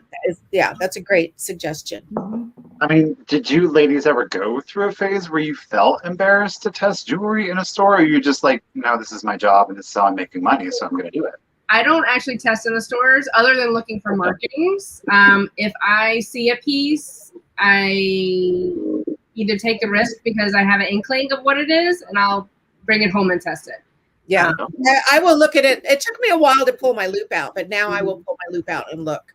I don't feel bad about it. But back years ago, I would not. I don't know. I just felt, I don't know. I felt cheap or something. Like, I got to make sure this is look at it. See, got to make sure. That's when you intimidating them. Then you pull out that loop. They're like, uh-oh. She knows right. And now Vicky does have a question. And the diamond tester, I have my diamond tester here. You can buy these online. They're not expensive, and it will test a diamond, it will beep a certain way if it's a real diamond. So this is a good thing. I think, what are they, like $20, Nicole? $25 or something? They're not And they expensive. actually have gemstone ones that I've been contemplating getting that will test I rubies, want to get one too. Yeah. but they're not cheap. So Will the gemstone one test multiple gemstones, or is it gem specific? no, it has a Multiple. whole range of gemstones. Oh, wow. Wow. Okay. Yeah. Now, Vicky wants to know how do you guys choose to ship your jewelry pieces once they're sold? Sure. So it depends on how many pieces you buy. If it's one piece, I always put it in a jewelry box and then in a padded envelope. If you buy multiple pieces, it's jewelry boxes and then in another box or a bigger box, depending on how much jewelry you get at a sale. That's how I ship it. And I kind of do the same thing. Although I have gotten these larger cardboard jewelry boxes, and if someone's buying a bunch of brooches, I will just put them all line up in one big box. But I will ask them before I do that, are any of these for gifts? Because then I'll send them a little, individual gift box. I don't want them to have a gift that they can't wrap. So, but yeah, it's easy to ship too. That's another nice thing about jewelry. How about it? Yeah. Did anybody ever ask for added insurance? Have you? I do. I add insurance. Yeah. You? If it's under like $10, $15, then I may not. But I usually will put the insurance on there.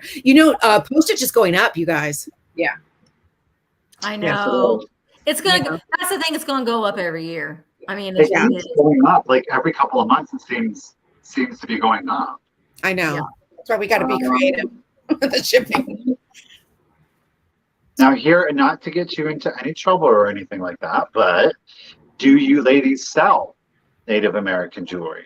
I am in Montana and I do find some, but what I find is just pieces that they make for fun. It's more beaded pieces. It's not anything that has feathers or anything like that. I had a very close friend here that sold a button, and the feds came down on him and it ruined his life. So I'm very, very careful. Yeah, I'm very, very careful about it. But there's a lot of really fun stuff in the thrift stores that the natives make here, and it's really cool with all those little beads. So that kind of there is a big, and Susie just said it, but there is a huge distinction between what is crafted for sale, ceremonial, correct, versus what is crafted to retain within the population. So a lot of the things that are off or available even on reservation for consumer purposes is not, it's authentically made by Native Americans, but it does not actually have any sacred or tribal intrinsic value to it. So that's why it's made for commerce. Those other pieces, specific earrings or embellishments to tribal wear, those would not, unless something was taken. Kind of I don't think they would find one. They keep those. It's not something that's going to be out there in the shop. So I don't have any. What else we have? You do okay. So if, depending on where you are, in what state and what tribe, a lot of tribal nations do have areas that will allow non-tribal members to come in, and they will practice commercialism off of it. You will find a lot of, if you will, side, kind of like the Route 66, you know what I'm saying? They're very touristy. It's very meant to be tourist jewelry where you can say, I bought this from a Native American, and they're like, yeah, okay, whatever. Do you know what I mean? And there are some things, a lot of it is crafted in a very traditional sense, so far as going back hundreds of years, yes, but it's not meant to be of value other than what you personally value it as. Hey, sugar britches. Sugar britches. Okay, so Vintage Adventures, we do. Vintage Adventures, babe, I think you might be lagging, or else these comments are lagging, or else we're just all laggy together. It could be a combination of them. We do use diamond testers, yes. Yes, we do. That's the first thing I do when I come home. And all you want to hear is that ding, ding, ding, ding, ding, ding, ding, ding, ding. Just making sure I'm not missing. They pack us well. Maggie May, apparently, there's your personal testimony. Aw, thank you. We try and make it look pretty. Yes. You want to get like a pretty package. We all want, a little gift in the mail. Misty likes the package. I don't like doing the houseware stuff. I don't like shipping and that. That's my favorite. And you love it. I can't believe it. You're the only one I know. Bubbling. Bubbling is like. I love it. I don't know. I just like it. It's weird. Oh, I love doing our jewelry though. I will sit and put music on, and my granddaughter comes over and we tie those bows and make them pretty. And that I do like to do is the jewelry. Yes.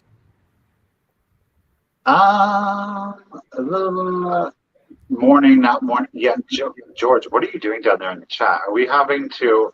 Am I going to have to limit your activity down there? Morning, jewelry, George. Morning.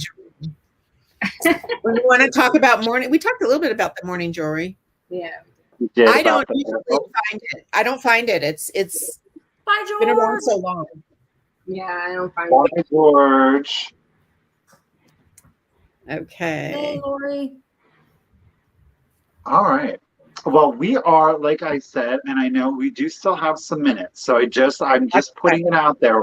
We are getting closer to that time before StreamYard shuts me down, bottom line. So I do just want to put that out there. So if you guys do have any questions, any last minute questions, this is it. Bro. Thank you, Eclectic Element. Now is the time because we're about to speed round. We're gonna make sure you all know where to catch us next. So get those questions in now. There you go. Bucket list item. We always ask that. It's so hard. For me, it's hard because I have thousands and thousands of pieces. I think I have found everything. I'm very, very lucky. I have found my bucket list. It's checked off. Mine is actually not a piece of jewelry, but I like lucite purses. So I'm always looking for lucite purses. Love lucite purses. Yes. Yeah. What are the most fabulous things you have? Oh, yes. Fabulous things that we've in jewelry? That is a hard question. I know. I'm looking around. There's so many. I think that I found a pendant from Israel that is absolutely stunning. I can show you. It's probably my favorite thing. Go for it. And then we'll follow up with Lana. To own. Well, geez, a nice big diamond with emeralds all the way around it would be nice. Yeah. There you go. I don't wear fine jewelry that much. I wear costume jewelry. I love it. Yeah. So this is a fine jewelry piece. So I'm not selling it yet, but so this is all diamonds and rose cut emeralds. Wow. Isn't that amazing? That is so pretty. 20s. 19 deco. Yeah. Absolutely gorgeous. Oh, that's beautiful. Nicole, that's so pretty. It's a brooch or pendant? Yes, it's a brooch or a pendant. Yeah, it's absolutely stunning. So that was one of my like wow, that's that I took to the jeweler and had it like a priest. So. Yeah, that's nice. So is there one piece of jewelry that you ladies would love to own that you haven't yet been able to acquire? Susie, you said you had your bucket list checked. I'm so happy. I'm so much. How about you, Nicole? Oh gosh. I mean, there's a ton that I'd still like to find. I know what I would like to find. Is it the gal that designs for Tiffany's? Elsa Peretti. Elsa Peretti. I would love to find in the wild, which I never have, and her stuff is gorgeous. So yeah.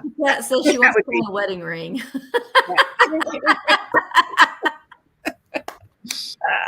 I haven't seen one yet, huh?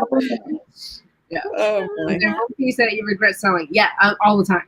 I always, at every sale, there's a piece. I'm like, dang it! Why did I? Yeah.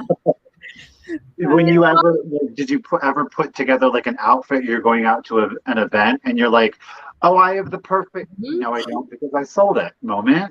All the time. Yes. Yeah. But then you got to make that money so you can go out. You have to make the money so you can go out and buy more. Yes. True The that. one thing we've learned about selling jewelry is when we're prepping our shows, we don't try it on because then it goes back upstairs into our jewelry box. So hard. You don't want to try it on. Yeah. That's probably a good rule. Yeah. Although it's hard now that like all my friends know I sell jewelry. Whenever they're going out, it's like they come over here to like borrow. Yeah. Timeshare. Yeah. Oh, hey, that's a new sideline hustle there for you.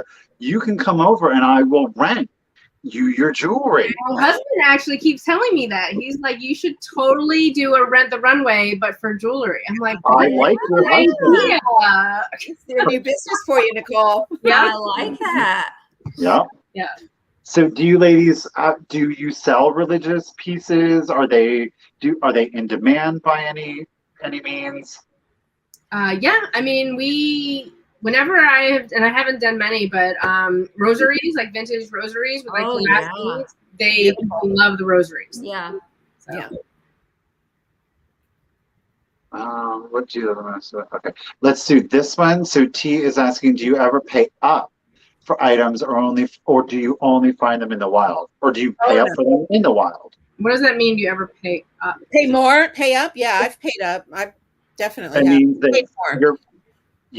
You're paying more, like you're like, oh, okay, I'm gonna pay up for this. I'm gonna pay, $100 for this. Oh yeah. And it's Yeah.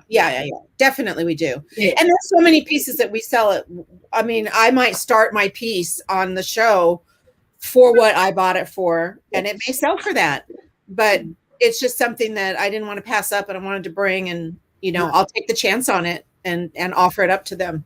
Yeah, and I'll typically, if I know it's a valuable item or a higher end item, I will save that for another channel to sell it on, just so I know that I'm making the money. Yeah. I think that we all do that. I mean, I think that you all, if you're selling online, if you're on Instagram or if you're doing a live sale, you get to know who your customer base is, and you kind of get to know what items that you can take a little bit more of a risk on selling. Sure. Yes, absolutely. And we don't do fine jewelry right now on our show. We just do costume jewelry, but there are people, and we watch them all the time, that are selling the gold and diamonds online, and they do really well. I mean, they sell every time they put stuff up. Not everything sells, but they do make good money selling that stuff. Right. So we may get into it. We're talking about it. Mm-hmm. Yeah, that sounds really scary. I mean, It does. Yes, I know. And you don't want to, even if you don't know, like I would hate, like my worst nightmare is to tell somebody something that it isn't, and that would kill me. So that's why I'm like, I'm not. For something like that, we need a reputable jeweler that we're working with and we're talking to, and we're making sure that everything is exactly what it is. It's not like costume jewelry that you're not, because you're spending a lot of money. So Right. Exactly. that's a whole different thing. do they? I mean, Susie, you were saying you kind of like the kitsch. I mean, is there like a genre of kitsch jewelry? I mean, there is. I mean, he's talking about like 80s fun jewelry. Like the chapstick, the Avon chapstick. Yeah, stuff like Oh, this. the big, like the big 60s, flowers. Yeah. flowers. That's, I'd say, more 60s stuff, but 80s, yeah, it usually sells. Here's kind of an 80s piece, triangle pink earring. I mean, Yeah. right now, 80s. So, Put me on a spot here. your question? Well, I'll tell you what, so is that part of your ladies' evening, your Monday evening? Yes. Yeah, we do jewelry trivia, and it's Okay. Well, let's. what? We literally have a little less than 10 minutes. So why don't we do this? Why don't we go around and we'll say when people can kind of catch us next. And then we can end it with a trivia question. That'll give you a little more time to think about one. Okay. I have one if you don't, Nicole. Okay. So I guess, oh, come on. Oh, she switched her camera. I had to switch my camera. My other one died. So now we're on the fuzzy one. You still have great music. Susie, when can we find you next? Is there a live sale that you've got coming up that we can check you out at? Yeah, our next sale is, Nicole and I also do housewares, but it's hit or miss. We don't have a set date on that, and that is our next sale, isn't it? Yeah, is this going to Friday, be right? Friday night. on Instagram. And so, and you can catch us on either one of the pages. So follow both of us. And that page would be Mid-Century Maven and This and That Vintage Decor. That's where we do our housewares and our retro. We focus on, anything from boho, mid-century modern, just vintage, general vintage. And then every Monday, even if one of us is away, we'll keep that show going on Mondays. This is the first time we've missed a Monday. Thank you, ladies. It was important to us. We were thrilled to be on. Susie was so good when I was on vacation. She just kept on. I just did it by myself. So yeah, every Monday at 8 Eastern, we do and it's called Baubles and Bling. That's our Baubles and Bling is our jewelry show. I live for the name. So, like I said, you go to their show, go to their sale, and you can watch Vintage Rescue Squad later because we're not selling anything. There you go. We're selling stuff. I watch it later. I always watch it later, and I love the show. I love your show. Thank you. So Jenna, it's only on Instagram. If you want to buy from the ladies, you got to get to the Instagram. Though, Susie, you have done some live sales now on YouTube. I have done one. I did one yesterday. Yeah, it's very different. It's very different. Yeah, I was there. I watched. It was fun. I know. It was fun. It was a lot of fun. Get our ducks in a row and try to do YouTube. Yeah, I would definitely, I'll hop on a YouTube sale if anyone will have me, but we're primarily on Instagram. I'm not planning on hopping over quite yet as a seller myself. Right on. But I love watching y'all.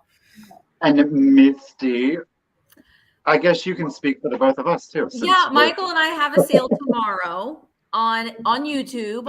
It is on my channel tomorrow. And it is myself, Michael, and Michael, and Michelle, Comfy Cozy Living. The three of us will be bringing. It's a lot of fun. We have a lot of fun on Tuesdays. It's my favorite day of the week, other than Thursdays when I ship. But and also Sundays. and Sundays and Mondays. Yes. But I'm having a sale on Wednesday as well on my YouTube channel with Barb, Winking Owl Antiques, Real Nifty Vintage Barb. And then on Thursday, I'm having another sale on Thursday because I took Michelle's slot. So not doing it with Amy and Pop Shop. Oh, I love Amy. Yeah, good. Speaking of which, guess what I'm opening after this sale? Your box, your A wish. box from Amy's Rock and Pop Shop. I want more Amy dolls. I do too. They're I want them addicting. all. Well, I want a witch. I want one of her witches for Halloween. Oh my gosh, I have a witch and I want another one. I want a She creepy had 4 the other night, and I was like, "Yeah." I bid on one of them. I bid, but I went too high. They are going high.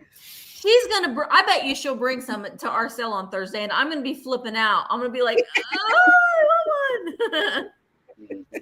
So fun. That's funny. Well, ladies, thank you so much for giving up your sale time to be with us on Vintage Rescue Squad. I know we both hope that you had a really good time. I know that everybody down in the chat certainly learned a lot. It was really a pleasure to have you ladies here. Thank you. You never know the future. I think people were really down with this, so we might have to circle back at some point. I think so. I know. So. It's fun. Well, thank you. Thanks for having us. We love it.